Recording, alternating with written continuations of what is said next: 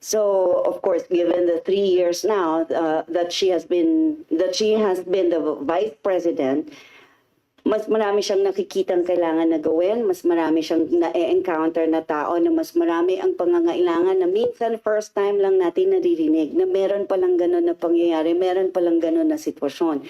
So, lahat po ng ginagawa ng Office of the Vice President, even the regular programs that we have, submitted sa kanya lahat ng report. And then magko-comment siya dun sa report that should have given more here, should have given less there, para mas na-spread, na-ikot, or ganyan. Or even the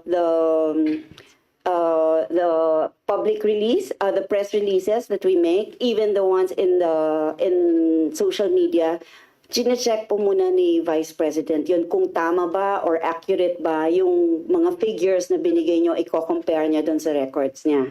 So that's how the Vice President is involved. Like I said, she may not be here physically, hindi lang natin nakikita, pero yung trabaho na kailangan niyang gawin for the office is still being done. Ano lang, minsan virtual, minsan ghost.